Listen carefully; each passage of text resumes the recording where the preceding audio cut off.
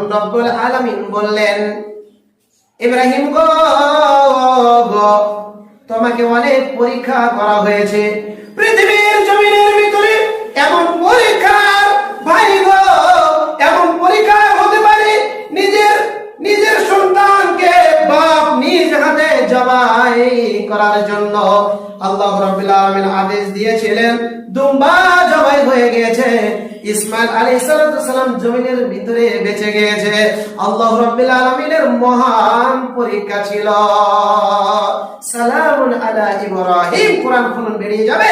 আল্লাহ রাব্বুল আলামিন জিবরাইলের মাধ্যমে বললেন, ওগো জিবরাইল, তুমি বলে দাও আমার ইব্রাহিম নবীকে, খলিলকে বলে দাও যে তোমার প্রতি সালামতি এসেছে, আর তোমার কীর্তিকলাপটা, তোমার ইতিহাসটা আমি জারি রেখে দিলাম। এটা সুন্নতে মুআক্কাদা হিসেবে ঘোষণা করে দিলাম। এবং আমার নবী, আখির নবী মুহাম্মদ রাসূলুল্লাহ সাল্লাল্লাহু আলাইহি সাল্লাম, তিনি